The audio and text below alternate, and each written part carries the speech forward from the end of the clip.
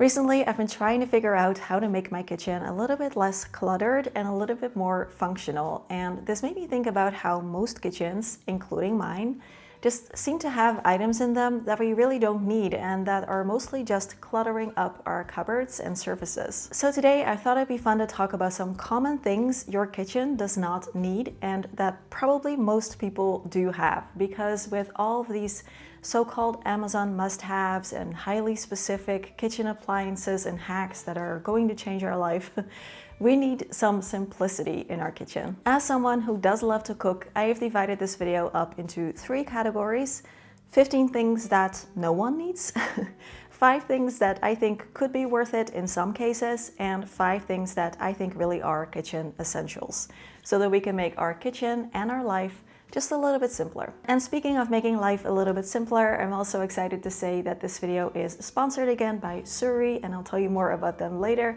For now, feel free to grab yourself a nice cozy drink if you want, and let's begin. All right, let's start with the items that I think no one really needs. These things are just not really worth the money or the space in your kitchen, in my opinion. And this goes for everything that I'm about to say in this video. I am just one person sharing their own opinion, so you know best what works well for you in your kitchen. If you have some of the items that I'm about to talk about and you love them and you use them all the time, then that is great. Or with some of these items, I imagine that they can be really nice to have around if you maybe have some mobility or hand dexterity issues or any other reason. If you enjoy them, then that is great and you should definitely keep them. All right, the first item that I think we can skip are electric items that do not need to be electric. So I'm talking about things like an electric bottle opener, pepper grinder, electric soap dispensers, just things that are electric and that have a motor in them, where you can also just get the regular kind. And my issue with these items is just that they can easily break, and then if the mechanism doesn't work anymore, you can't use the item, so then what? Oftentimes the simpler versions just last a lot longer, and if there is an issue with them, they are easier to repair. Whereas with these electric items, they're often also kind of cheaply made, and so they're not made to last a very long time. And if they break, you either can't repair them, or maybe it just doesn't make sense to repair them because it's much cheaper and easier to just get a new one. And then you also have to declutter the old one responsibly because it is an appliance, so that's a whole thing. In some cases, I just think that the old-fashioned items work better, they last longer, and in my opinion, they look better too. Assuming, of course, that you can use the old-fashioned items. Otherwise, definitely get the electric kind. All right, second one is fantasy self kitchen items. Those things that we buy that look shiny or exciting or aspirational, and they fit the image of who we want to be and the kind of things that we would like to make, and not who we actually are or how we actually behave in the kitchen. The thing with these items is that they often spark something in us because they have this image and this dream of what we would like to do, but we actually hardly ever use these items, and that is just because they don't align with our actual everyday life. Whether that is things to make your own sourdough bread, or your own like fancy cocktail station that you never use, or maybe it's a juicer because you think that you're just going to make juice every day. I know that letting go of them can be a little bit difficult, but in my opinion, it's also really satisfying because not only do they take up space, like physical space in your kitchen, they also take up mental space without giving really anything back. So if you bought something with the best of intentions, but you actually haven't used it in the last months or maybe even years, then this is your permission to donate, sell, or declutter. All right, number 3 is burnt or used up pot holders. I used to be guilty of this one for sure. I kept my burnt and kind of funky looking pot holders around for way too long, and of course, like, it's a good thing to try and make your items last and really like use them for as long as you can. But if you would feel embarrassed if someone came over to your house for dinner and they saw your funky looking pot holders, then that is a sign that you need to replace them. Mine are actually kind of starting to fall apart as well, and something that I never noticed, but you cannot keep using these forever. It actually says in the label that you can only wash this 25 times. So you also just want to be sure that it's actually still safe and that you're not like burning yourself when you're getting something from the oven. All right, number 4 is different ways to make coffee. I used to be guilty of this one too. We had a coffee capsule machine, which I will talk about later, and we also had a French press and a pour over. And I just think when it comes to coffee, most people are really particular about how they want to make it, how they want to drink it. And so we end up using the same thing like 98% of the time anyway, and the other things are kind of just there taking up space. About the capsule machine, I'm just so glad that we don't have that anymore. I just think that, it's very wasteful with the capsules unless you can recycle them. And I also just think that the coffee just doesn't taste that good. I kind of have to chuckle a little bit sometimes when I think back on how we would go to the Nespresso store and I would spend way too much money on coffee there because it's expensive. And then I would like going there because if you're like in the line, they give you free espresso.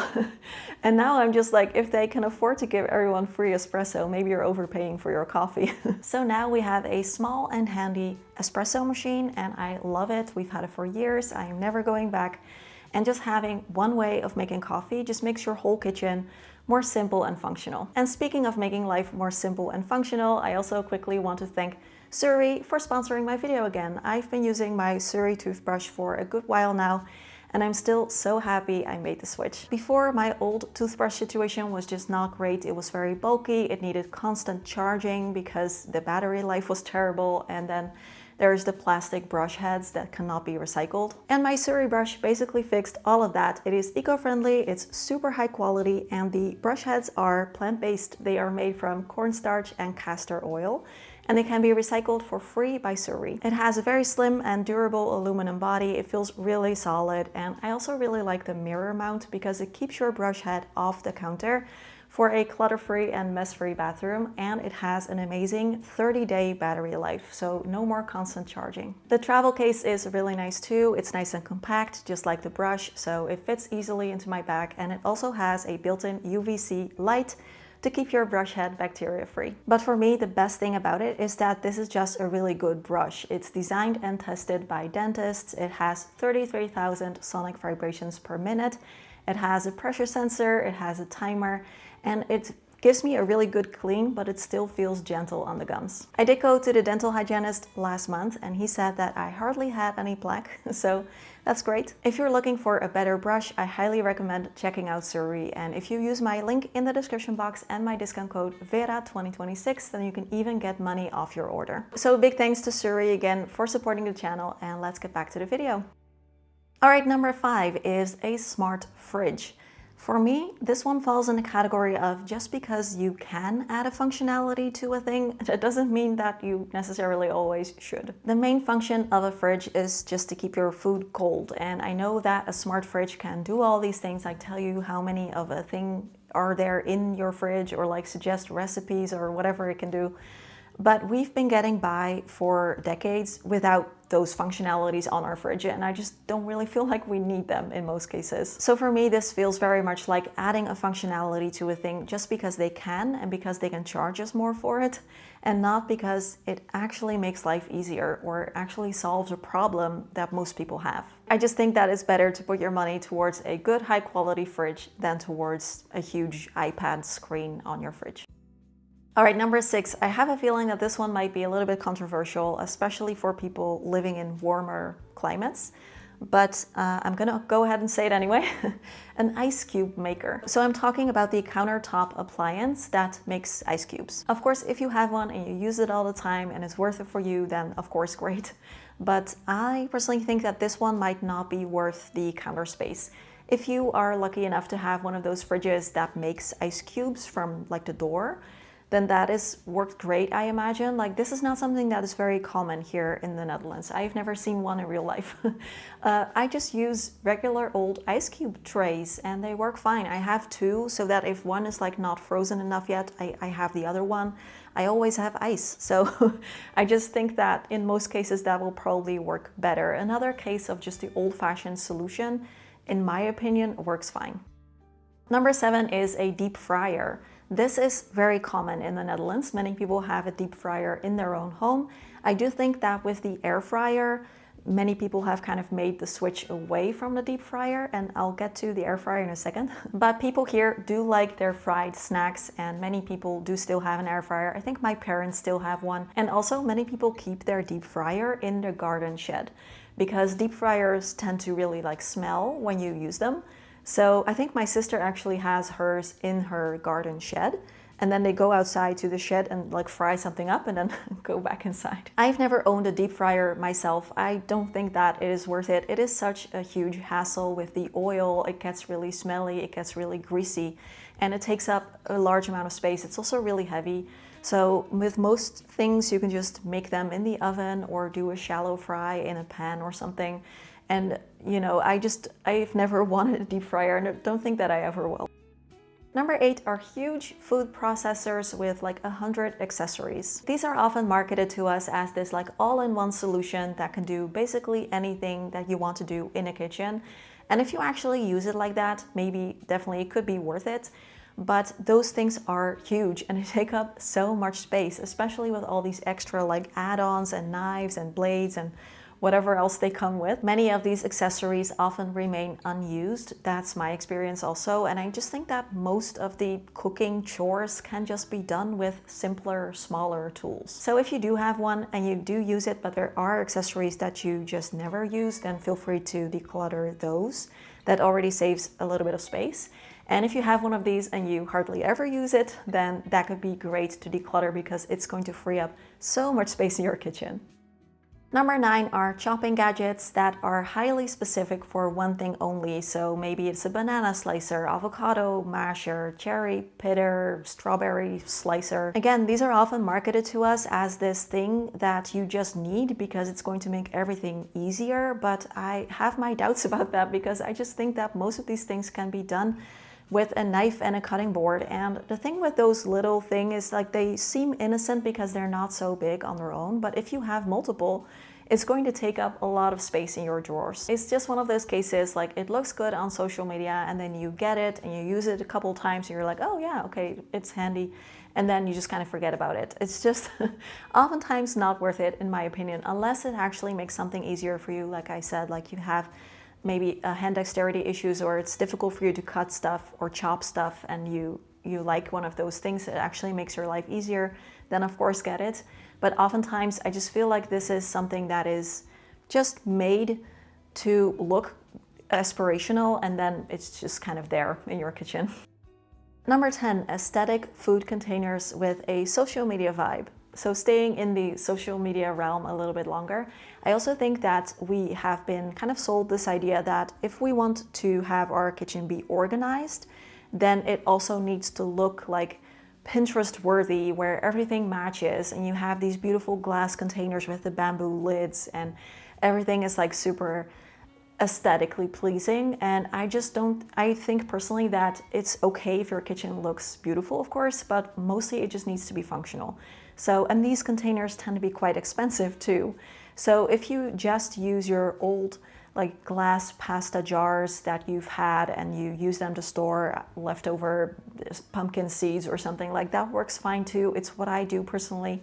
I don't think that we absolutely need to have all of these aesthetic containers and organizers in our kitchen. I just think it's worth remembering that a well-organized kitchen and a functional kitchen doesn't have to look like an influencer kitchen. It just needs to work well for you and how you live and how you cook.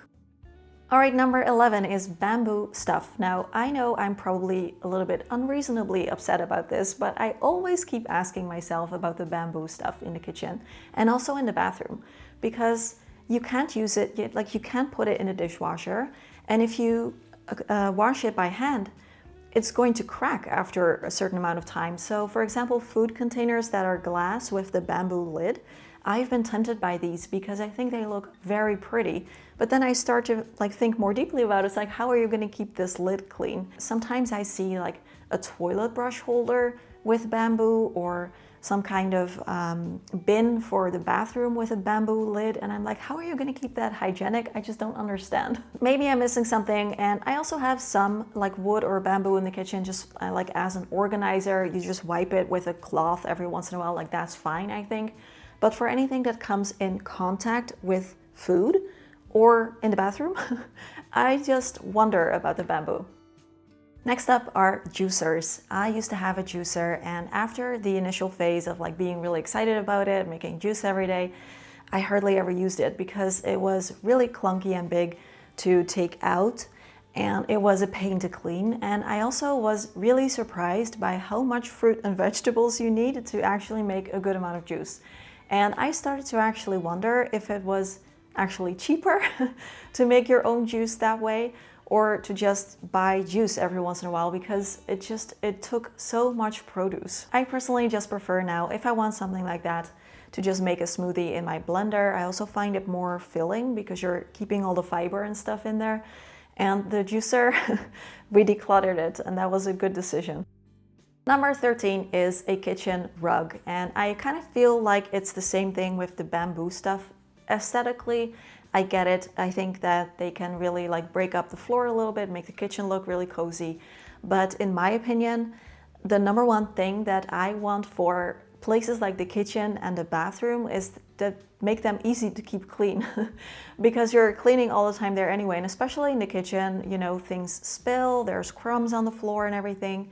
So I just think that having a rug would make it more difficult. Instead of just being able to vacuum and mop and then be done, you have to either like clean underneath the rug or wash the rug. I just think that it's not as practical. So as much as I understand that people might like it because it looks very pretty, and if it's worth it for you, then that's great. For me personally, I just like to have no rug because it's just one less thing to worry about. At least in the kitchen, I love an area rug underneath the couch. Number 14 are specialized pans. And I'm curious about something because here in the Netherlands we have asparagus pans, and they are specific for cooking asparagus. They are like really big, but mostly like long and narrow. Whereas I sometimes also make asparagus just in a regular pot, and it works fine. So I don't really understand the asparagus pot. So tell me if you've seen those as well. And it can also just be like a pancake pan or a tortilla thing, or like any like highly specialized cookware. The problem with these is they take up space in your kitchen. Maybe you use them like once or twice a year, and oftentimes I find that you can just use what you already have and make the same thing. So I have a set of 4 cooking pans in like different sizes: a small frying pan, a larger frying pan, and a wok. I never have a recipe where I need to make something and I'm like, I don't have a pan for that. So I feel like that's fine. And number 15, and I'm calling myself out here again as well, is spices and condiments that you just don't really use that much. I recently bought this at a Korean supermarket thing where they also served really tasty vegan katsu. And I just felt like it was so tasty, and the spices on it were really great. So I asked her, like, what spices did you use? And she said that this is very similar to what was on the vegan katsu. So I bought this. I've never used this. So I love cooking, and I think I have most of the like basic herbs and spices, and that's what I enjoy.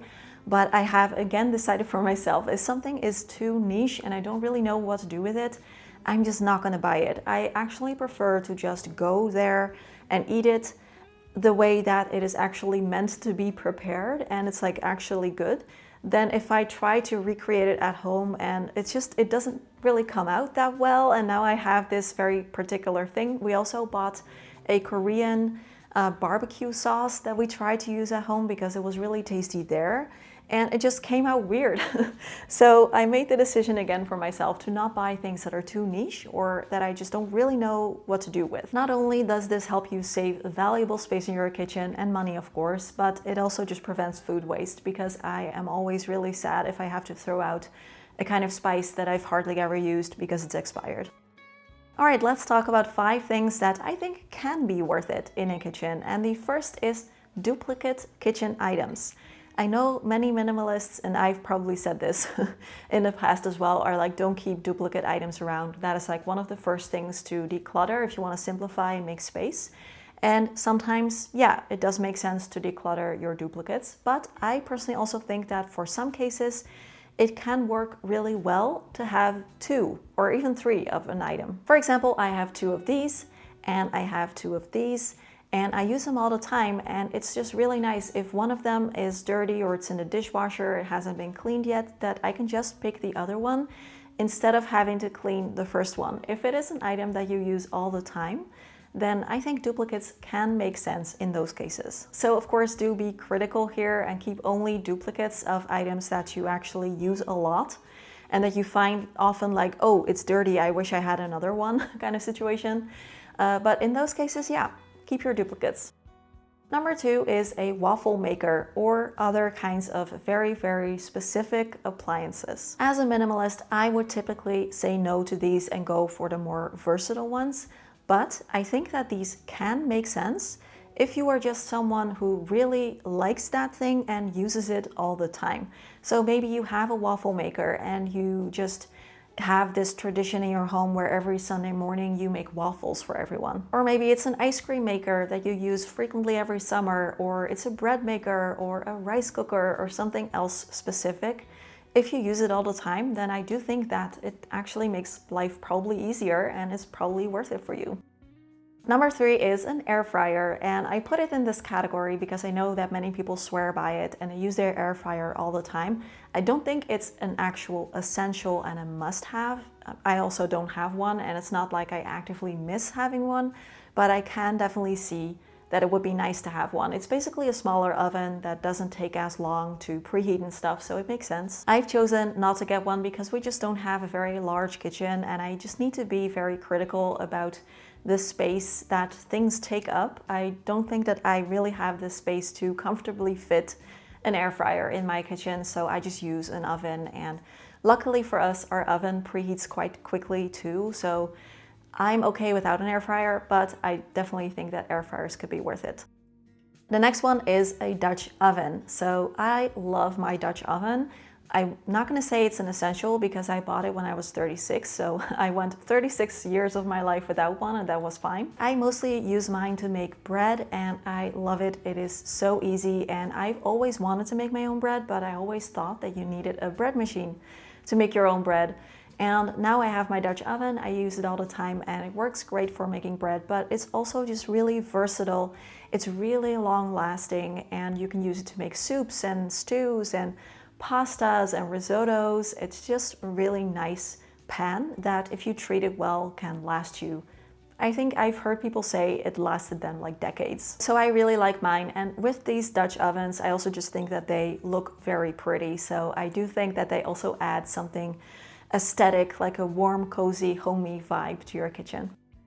And number 5 of the appliances that could be worth it are some kind of grill or toaster oven. And I'm calling myself out again because for like 10 years of my life, we didn't have a toaster. I didn't want a toaster. And I was just always like, you don't need a toaster. You can make toast in the oven or like make a grilled cheese in a pan or something. And now we do have a grill, and it works so much better, and toast is just so much nicer because if you make it in the oven, it kind of just gets really dry. And now it's just like a couple of minutes, I have really great toast. So I'm like, yeah, I should have done that sooner probably. And for the last category, 5 things that I think really are kitchen essentials. Again, this is my personal opinion, so you decide in the end. But the first thing that I think is just always going to be worth it is an electric water kettle. I grew up here in the Netherlands, and everyone has a water kettle that is just standard. Like everyone has one, and I was kind of surprised to learn that, you know, in some countries it's actually not common to have your own water kettle. And I use mine like at least 15 times a day. I use it to make tea, I use it to make coffee, I use it to, like when I'm cooking, adding water to the pan, I just boil it in the kettle first because it's way quicker. I use my kettle all the time. Actually here, it's also kind of common to bring your own water kettle with you when you're traveling. Like if people go camping, they bring their water kettle, or if they like rent a cabin, people bring their own water kettle. It's just something that I could never imagine living without. Number 2 is a knife block. Now, I've heard some minimalists say that you don't need a knife block because it takes up surface space or it's kind of looks tacky or something. But I disagree. I love my knife block. I think it's practical, and if you get a really nice looking one, then I also think that it looks aesthetic in your kitchen. It's also safe because it keeps the knife blades like hidden in the block, so I don't have to like open the drawer if I want a knife and then maybe like look through the knives and try not to like cut myself or like need those protective sleeves or whatever. I can just grab one from the surface. It's so easy. Mine also even has a built-in sharpener, so I can use that to sharpen my knives and I don't have to have a knife sharpener thing in the kitchen. So I really like my knife block. I think this is an essential for me. Number 3 is a blender. So either a standing blender or an immersion blender, or maybe you have both. I think that a blender is an essential if you enjoy cooking. I actually went without a blender for a couple months when our old blender broke. I always try to, like when something breaks, go without it for a while to actually evaluate if I miss it before I just replace it. So I went without it and I found it very limiting. There were many things that I couldn't make because I didn't have a blender. So I am very happy with our new high-speed standing blender. I say new, but it's actually not that new. But it can do anything. It can handle anything that I throw in there, so it's really high quality. Blenders are just really handy to have around. They can do so many things. They're very versatile, so I do think that they are worth the kitchen space. Number 4 is a reasonably sized food processor. I have kind of a small one, so it doesn't take up that much space. It also doesn't come with any extra accessories. I didn't used to have a food processor, and I would try to make things like pesto or like a small amount of sauce or something in the blender, but with like a big blender, it just doesn't really work in my opinion. So sometimes it can be really nice to have a food processor or to chop stuff. If you're used to cooking bigger portions, it can make sense to get one that is slightly bigger, but I really like my tiny one. And number 5, something that I'm always really passionate about, and that is pretty and aesthetic and functional servingware. I just think that this is worth it because in my experience, what you serve things on or in can make all the difference, and it can really elevate the whole experience. And I don't just do this for when we have guests over, I do this for myself too. It makes such a big difference if you're drinking tea from a beautiful handmade ceramic teacup, for example, or if you serve your soup in this beautiful, simple soup bowl. And I can be pretty particular in my preferences when it comes to this. I really think that things like color, shape, the feel, the structure, it matters. Whether your drinking rim is like thick or thin, things like this make a difference. So I like to have some options. I'm not that minimal when it comes to this. I would love to know from you, what is something that you have decluttered in your kitchen in the past, something that you just don't feel like you needed? And what is something that is an absolute kitchen essential for you? Let me know in the comments. If you were looking for a better toothbrush, then I highly recommend checking out SURI. And if you click my link in the description box and use my code Vera2026, then you can even get money off your order. Also, a quick reminder that this is the final day of my New Year's sale. So all my digital products are 20% off just for today. So if you've been curious about them, then now is your time to check them out and get a discount. If decluttering is one of your goals, then my decluttering ebook is packed with tips, helpful checklists, strategies for every category of clutter in your home. If you'd like to go a step deeper and simplify your life, then you can check out my 20-week Simplify Your Life course. It is called In Love With Your Life. You will get weekly lessons and lifetime access, so you can repeat it as many times as you want. And if you're craving more calm, then Unhurried is for you. This is my 30-day slow living program where every day you will learn to create a slow, calming moment in your everyday life. And this one is also only today, still 20% off. It's been really fun to see so many of you signing up over the last couple of weeks. And if you want to get the 20% off still, then you can use my discount code New Year 26 at checkout. As always, thank you so much for watching and sticking around until the end of the video. Questions, comments, conversations down below, and I will see you all again really soon with a new video. Bye-bye. What's your preference, a standing blender or an immersion blender? Because we had a whole discussion on a vlog that I shared for channel supporters this week. And yeah, some people really were pro immersion blender. I'm more of the standing blender. But yeah, what's your stance?